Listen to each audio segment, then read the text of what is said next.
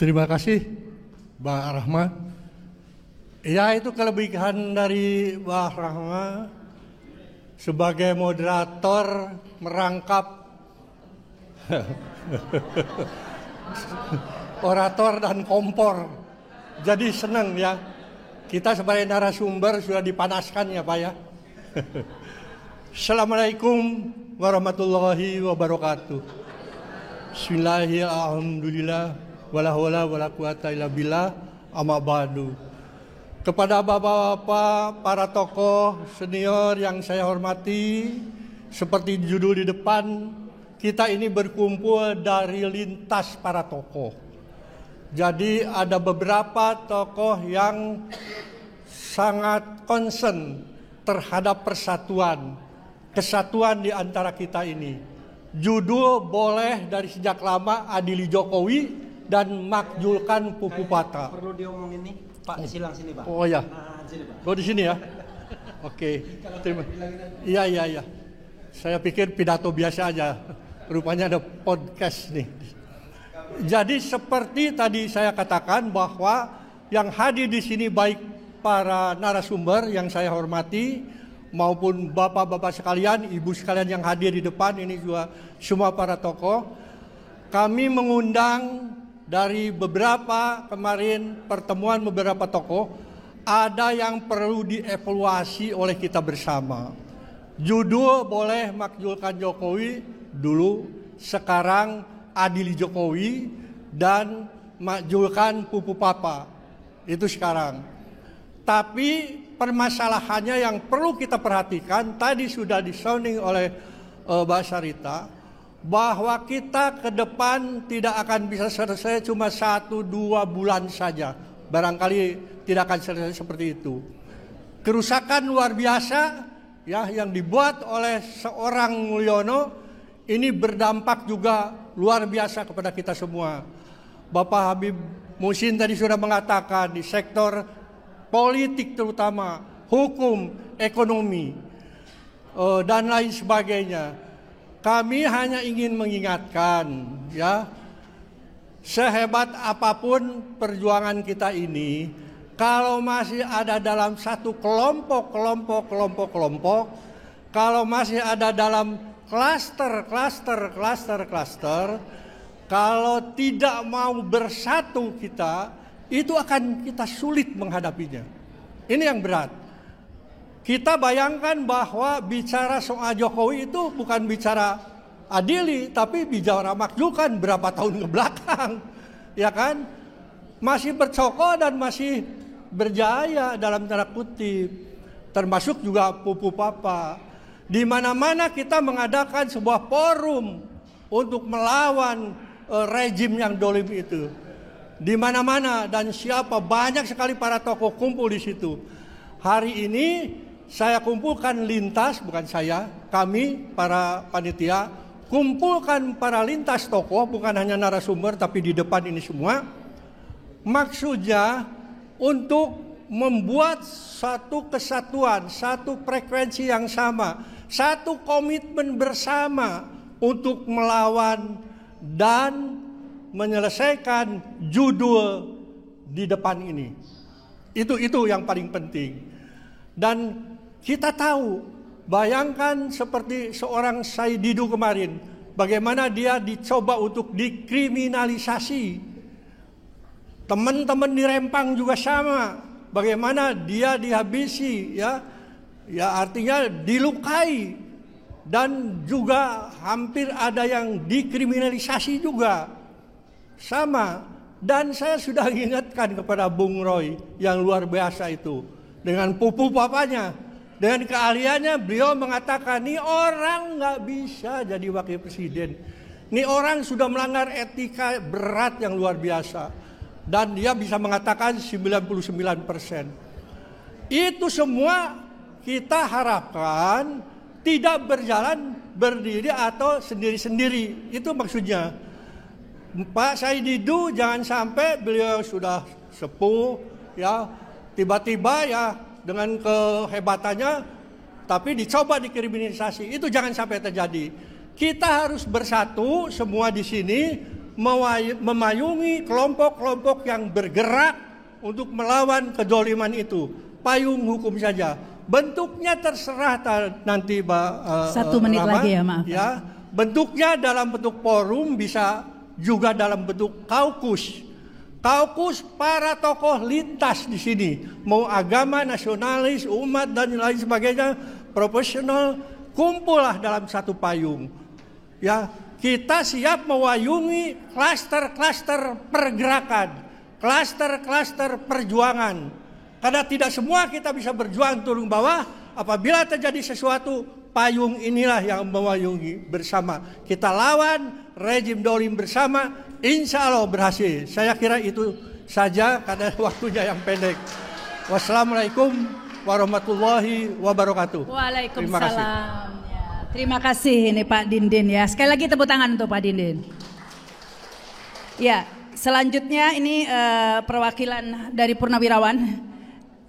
Kami persilakan Bapak Laksamana Slamet Subianto.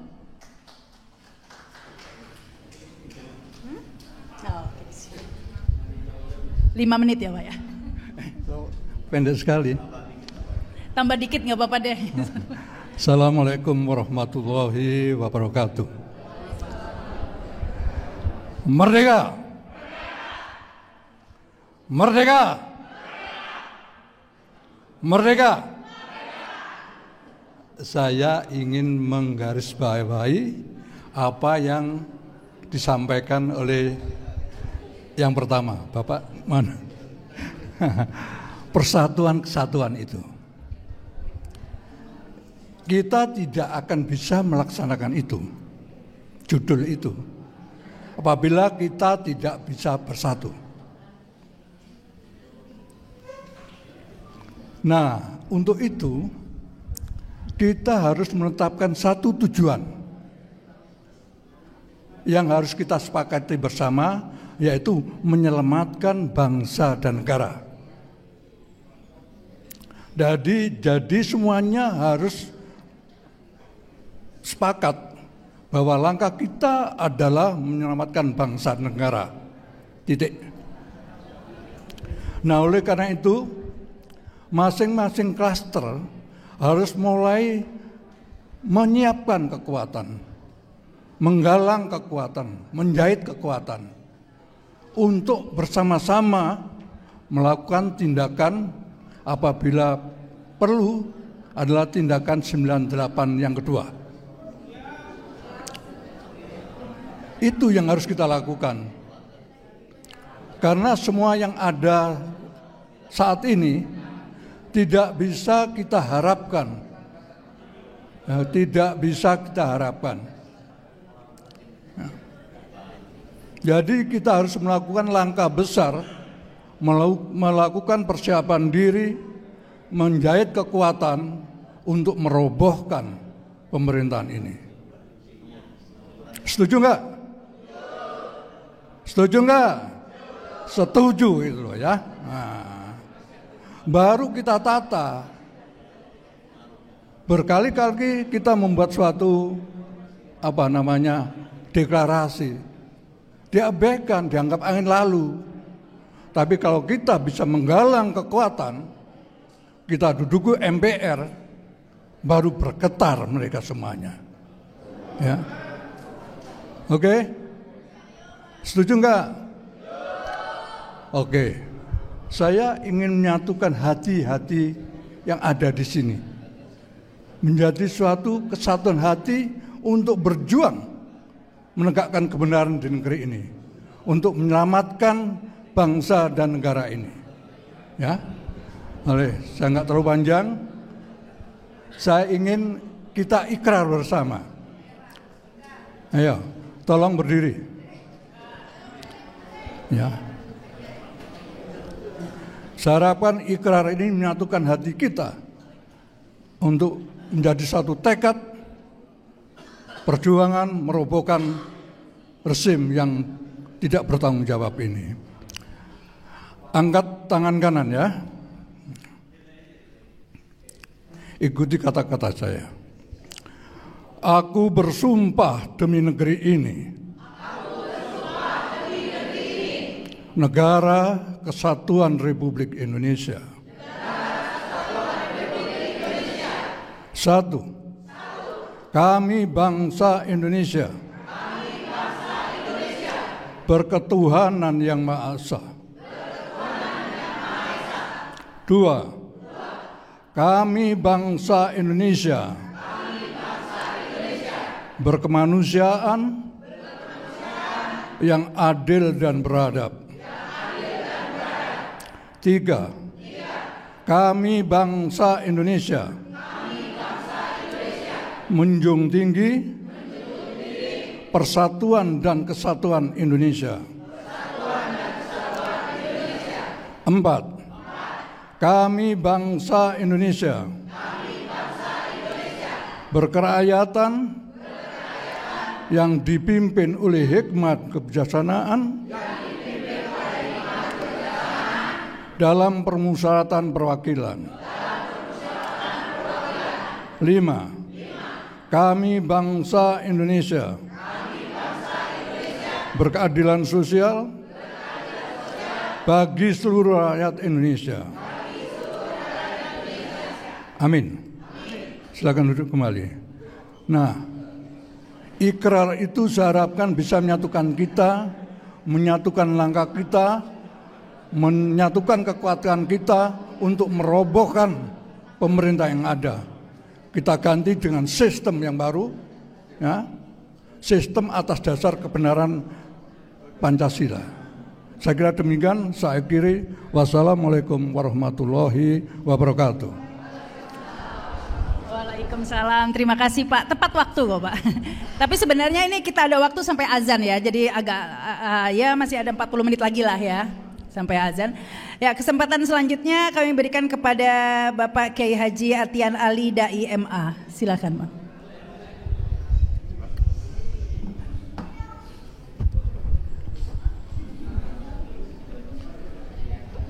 Bismillahirrahmanirrahim.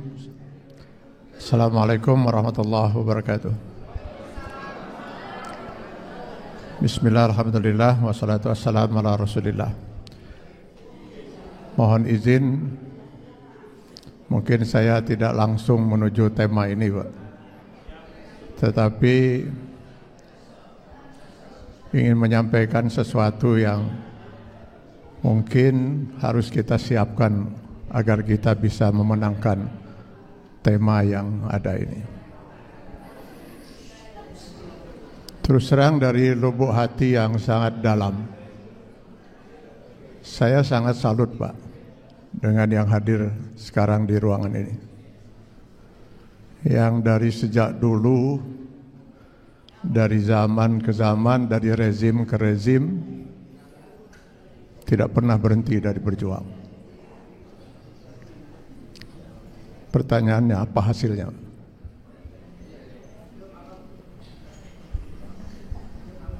Kita hanya kumpul seperti ini, lalu berorasi, lalu sekali-sekali kita berdemo. Setelah itu kezaliman terus berlangsung, dan kembali kita akan menunggu lagi untuk berkumpul lagi seperti ini. Lalu kemana sebenarnya 270 juta rakyat ini, yang konon katanya mayoritas penduduknya Muslim?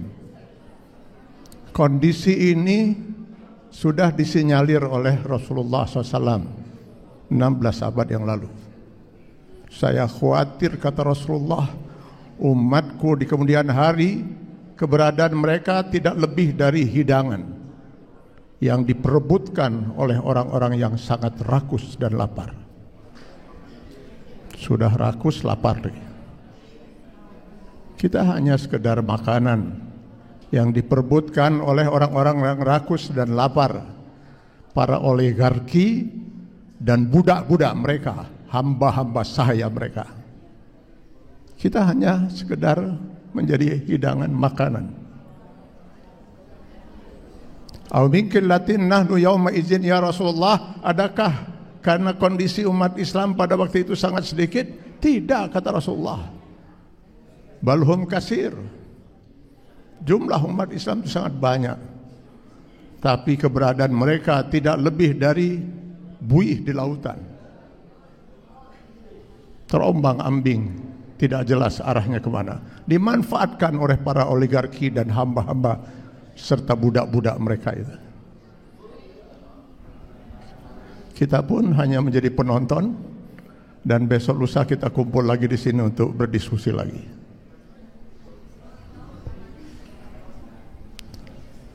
Bapak-bapak dan saudara-saudara sekalian, kezaliman ini tidak akan pernah berhenti, kata Sayyidina Ali radhiyallahu an. Bukan karena banyaknya orang-orang yang jahat, tapi diamnya orang-orang yang baik.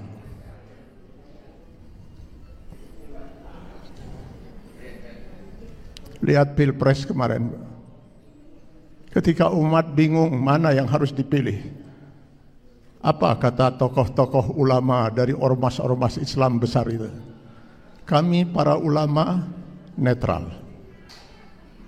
Dari mana yang namanya ulama bisa netral? Bukankah ulama itu adalah warasatul anbiya? Umat dihadapkan dengan satu hak, yang satu batil, yang satu haram, satu halal, lalu ulama kemudian bersikap netral.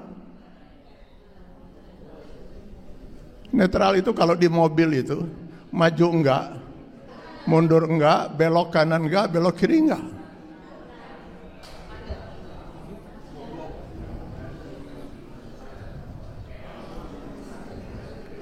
Saya jadi teringat dengan pernyataan Imam An-Nawawi dalam Syarah Sahih Muslim. Mereka yang tidak menyuarakan kebenaran adalah syaitan al-akhras, setan yang bisu. Dan yang menyuarakan kebatilan adalah setan yang berbicara. Kini kebanyakan kita adalah setan-setan bisu.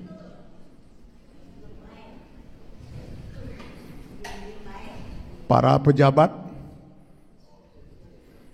para TNI, saudara-saudara kita yang di TNI, Polri yang masih aktif, para ulama, bisu semua menyampaikan kebenaran. Baru nanti mereka bersuara, mohon maaf, ketika sudah tidak menjabat, ketika sudah purnawirawan. Kemana para ulama? Para ulama kebanyakan sudah menjadi setan-setan bisu. Ini yang harus kita benahi, Pak. Selama ini tidak kita benahi, kita hanya berkumpul saja seperti ini. Tidak akan pernah kita bisa menyelesaikan masalah-masalah besar seperti itu. Karena itu, saya sependapat dengan Pak Didin tadi. Sebaiknya kita segera bentuk sebuah forum. Sebuah forum yang bisa mengantarkan semua pihak yang masih ingin berjuang untuk merasa nyaman berada dalam forum itu.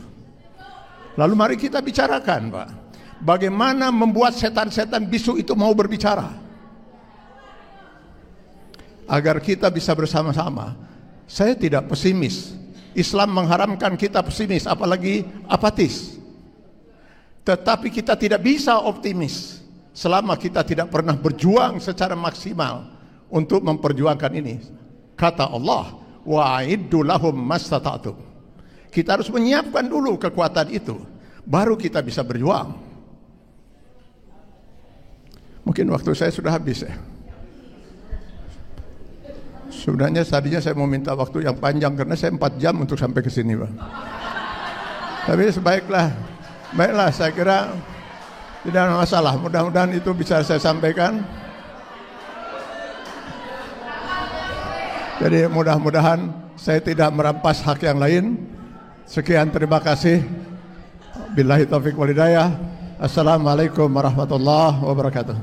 Ya, jadi tadi saya sampaikan, tadi ada masukan misalnya dari Jenderal Fahru Rozi, Pak Gatot Nurmantio, kemudian juga dari Pak Jenderal Purnawirawan Tiasno Sudarto, dan banyak lagi ya teman-teman kita, misalnya ada Pak Saud Situmorang, kemudian Pak Antoni Budiawan, Pak Petrus Celestinus, Profesor Ikrar Nusabakti, Pak Said Didu, dan banyak teman-teman lain termasuk Pak Musni Umar, saya kira hari ini juga datang. Jadi sebetulnya ini adalah tuntutan atau pernyataan sikap dan tuntutan yang sudah dibahas, mudah-mudahan cukup komprehensif, dan mudah-mudahan ini merupakan aspirasi kita, terutama yang hadir di sini dan sekitar 120-an tokoh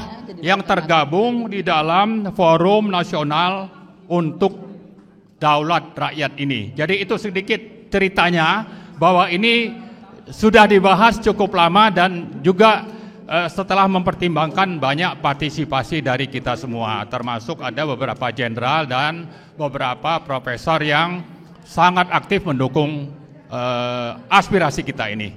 Baik, saya kira sebagai latar belakang demikian, saya akan membacakan pernyataan sikap dan tuntutan ini, yaitu pernyataan sikap dan tuntutan Forum Nasional untuk Daulat Rakyat.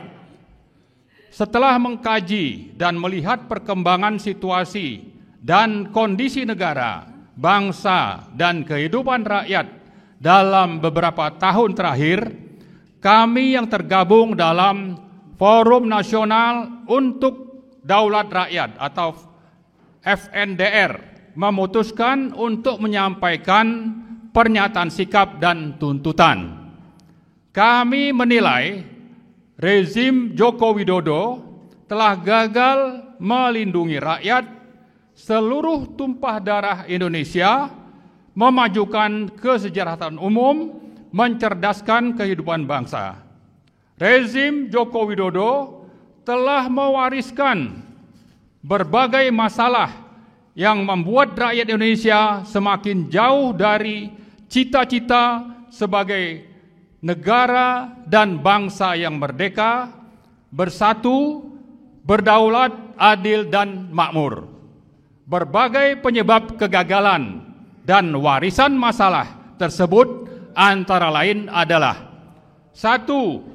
Menjalankan pemerintahan dengan meninggalkan prinsip-prinsip moral Pancasila, amanat konstitusi, dan undang-undang yang telah menjadi konsensus nasional. Joko Widodo telah mengkhianati daulat dan amanat rakyat karena berambisi untuk tetap menggenggam kekuasaan melalui politik dinasti otoriter ala Machiavelli. 2. Untuk tetap mengendalikan dan mengontrol kekuasaan, Joko Widodo telah bekerja sama erat dengan sejumlah pengusaha oligarkis, pelaku state corporate crimes dalam menyusun dan memproduksi berbagai kebijakan dan peraturan.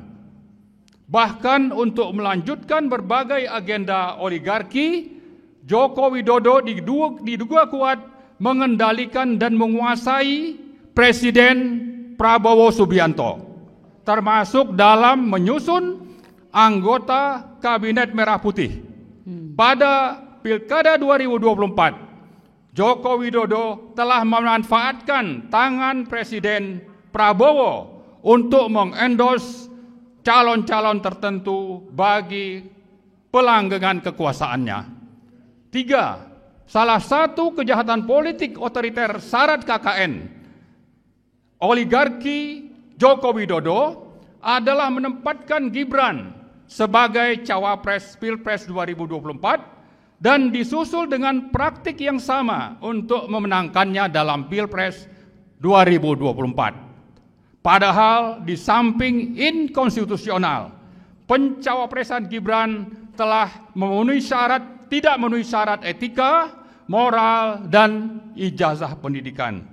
Gibran telah melakukan perbuatan tercela terlihat dari aktivitas akun Kaskus Fufufafa, amoral, yang mestinya diproses hukum, bukan malah dilantik menjadi wakil Presiden Republik Indonesia.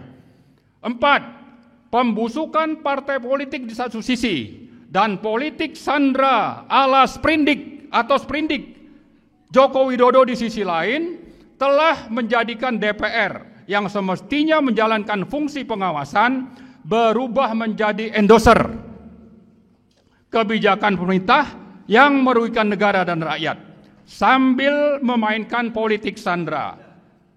Oligarki Joko Widodo telah menyulap hukum menjadi kepanjangan tangan politik yang berkhidmat kepada kekuasaan oligarki, di mana negara hukum telah berubah menjadi negara kekuasaan. 5. Memelihara para taipan, termasuk yang menjadi proksi Cina, telah sangat berperan mendukung Joko Widodo mencengkram kekuasaan dan berburu rente melalui proyek-proyek swasta oligarkis yang diberi predikat sebagai proyek strategis nasional atau PSN, seperti proyek Rempang, BSD, PIK 2, Surabaya, Frontline, dan Papua Selatan. Dengan status PSN, para oligarki seperti Agwan, Salim, Tommy Winata, dan lain-lain mendapat dukungan penuh rezim untuk menindas, menjajah, menyengsarakan, dan menghancurkan kehidupan rakyat. 6. Simbiosis mutualisme dan KKN rezim Joko Widodo dengan para taipan telah memberi kesempatan kepada sejumlah pengusaha dan Cina RRC menguasai berbagai sektor kehidupan berbangsa dan bernegara, terutama di sektor-sektor ekonomi, keuangan, SDA, industri, perdagangan, dan sebagainya. Hegemoni dan penjajahan senyap ini telah menjadi ancaman serius atas pertahanan, kedaulatan, kemandirian, dan ketahanan nasional Indonesia ke depan. 7. Pelanggaran HAM menjadi kejahatan sistemik rezim Joko Widodo. Tewasnya 800-an petugas pemilu berakhir tanpa proses hukum.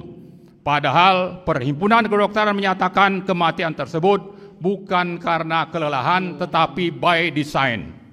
Peristiwa pembunuhan 6 orang pendemo Bawaslu 21-22 Mei 2019, pembantaian 6 laskar pengawal HRS, hingga kasus Kanjuruhan yang menewaskan lebih dari 300 orang rakyat Indonesia adalah pengabaian kemanusiaan dan bahkan bisa disebut sebagai rekayasa dan kejahatan politik. 8. Lahirnya Kepres nomor 17 2022 tidak menjelaskan siapa kelompok yang mana yang telah melakukan pelanggaran HAM berat dan siapa yang menjadi korban. Maka dalam kasus 1965 dengan mudah umat Islam dan TNI diposisikan sebagai tertuduh, sementara PKI dibela sebagai korban dan akan mendapatkan ganti kerugian.